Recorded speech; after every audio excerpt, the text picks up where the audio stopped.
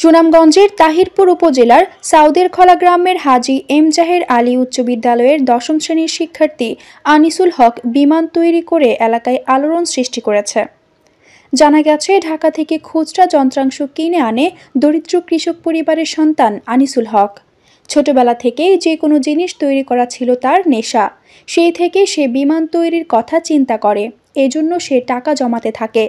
এক পর্যায়ে প্রায় 30,000 টাকা জমা হলে সেই টাকা দিয়ে সে ছোট আকারের বিমান তৈরির খুচরা যন্ত্রাংশ কিনে আনে। এরপর দিনের পর দিন অক্লান্ত পরিশ্রম করে বিমান তৈরি করতে থাকে সে।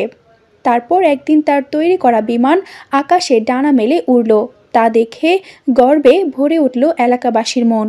বিমানের উড্ডয়ন দেখতে শিশু কিশোর সহ সব বয়সের মানুষ ভিড় করেন তার চারপাশে। এ ব্যাপারে আনিসুল হক সাংবাদিকদের জানিয়েছেন, পূর্ব অভিজ্ঞতা না থাকায় সে ভালো করে আকাশে বিমান পরিচালনা করতে পারেনি, তবে শেখার চেষ্টা করছে। বিমানের খুচরা যন্ত্রাংশ বেশ কয়েকদিন ধরে অ্যাসেম্বলিং করে একটি পূর্ণাঙ্গ বিমান তৈরি করে সে। বিমান তৈরি দেখতে অনেক মানুষ এসে ভিড় করেছেন। আমার বেশ ভালো লাগছে। আনিসুল হক আরও জানান, আমরা 6 ভাই 3 বোন। বাবা আহাদ মিয়া পেশায় একজন কৃষক, মা জাহানারা বেগম একজন গৃহিণী।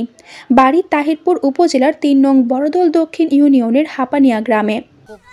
আগ্রহ আবার মানে 1-1.5 বছর আগে এটা ছোট ছোট প্লেন বানায় হাতে উড়াইতাম, করতাম, দেখতাম বাতাসের মধ্যে এটা কীভাবে ব্যালেন্স থাকে। মাঝে মধ্যে আমার ফেসবুকের মধ্যে পোস্ট করতাম ছোট ছোট বিমান বানায়। পরে হঠাৎ করে চিন্তাধারা করলাম যে একটা বড় প্লেন বানালে। পরে আমি মোবাইল টিপতেছি, হঠাৎ করে মানে এগুলো পাসপোর্টের কোর্স হয় না, যেগুলো তারপরে এগুলো মোটর সংগ্রহ করলাম অনলাইনের মাধ্যমে। ঢাকা থেকে সরাসরি গিয়েছি, ঢাকা 2 বার শোরুমে গিয়ে কিছু কিনেছি।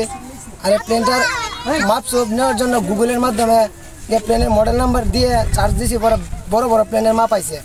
এগুলা মাপকে আমার মানে ছোটো করতে 5 ফুট সাইজে আনছে আর কি।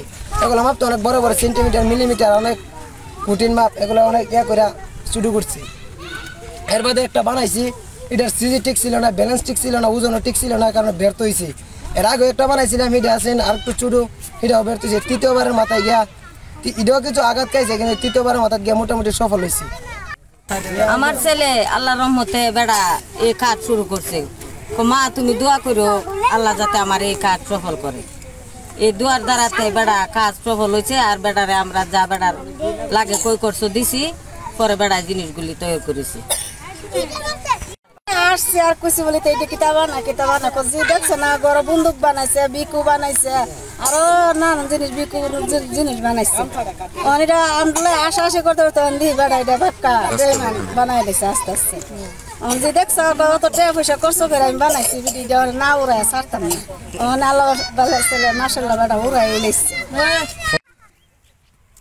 আর ছেলেটার ছোটবেলা থেকেই উনিল আমাদের এই প্রাইমারি হাফানিয়া সরকারি প্রাথমিক বিদ্যালয়ের প্রধান শিক্ষক। ওনার কাছে প্রাইমারিতে লেখাপড়া করে ওই সময় থেকে এই দীর্ঘ মেধাবী, মানে তার আচরণে বোঝা যায়। এই শুধু বিকু বানা, শুধু প্লেন বানা, শুধু এরকম বিভিন্ন আকর্ষণীয় জিনিসগুলি এর মধ্যে মানে তৈরি আর কি। ফুলাফানও তারা খুব এই ভালাফা, সব ফুলাফানে সবসময় তারা বাড়িতে ভিড় করে যে আনিসুল ভাই আজকে কিতাব বানাইছো বা এমন কিতাব বানাইছো, দেখার জন্য অনেক ফুলাফান গ্রামের আত্মীয় স্বজন বন্ধু বান্ধব সবাই বাড়িতে ভিড় করে। আমি প্ল্যান করলাম যে দেখ, যেহেতু আল্লাহ আমার ছেলে দিচ্ছে, ছেলেটার মেধা শক্তি তো ভালো বোঝা হইতেছে, আল্লাহ শুধু হায়াতে বাঁচা দেয়, তারা হয়তো ইঞ্জিনিয়ারিং লাইনে বা বিভিন্ন ওফের শ্রেণী নিয়ে তাদের একটা পর্যক্রমে একটা লাইন পর্যায়ে পছন্দের একটা চিন্তা ভাবনা আমি আসি।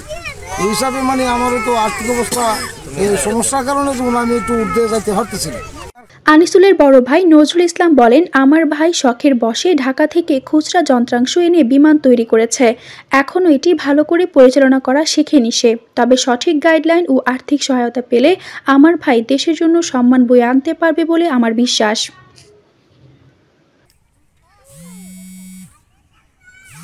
ওই যে মাঠের মধ্যে ফুলা মানে বিমান ওরাই তেমন খেলনার বিমান কিনে আনছে। আমার ছেলের সাথে পড়াশোনা করে ওই ছেলেটা, তখন আমার ছেলের যে গেলাম কি আর বিমান কয় তো আকাশে উড়ে। আরে বাবা কিতাব, তখন 2টা আইলাম, আয়া তো দেখি আশ্চর্য ঘটনা, বিমান বানাইছে তার রিমোট কন্ট্রোলের মধ্যে আকাশে প্রায় ঘন্টার ঘন্টা উড়ে। তখন তো আমরা আশ্চর্য দিলাম, কি এটা ভাবলাম কি আর হইল কি। আসলে তার মেধার প্রশংসা করা লাগে। আর তার কাছে, তার বাবার কাছে আমি কথা বলছি, তার আর্থিক কোনো অ্যামাউন্ট নাই, না থাকার কারণে তার মেধাটা কাজে লাগাইতে পারতেছে না। হয়তো এখন যদি আর্থিক একটা সম্বল তার কাছে হয় তাহলে তার মেধাটা কাজে লাগাইতে পারবো।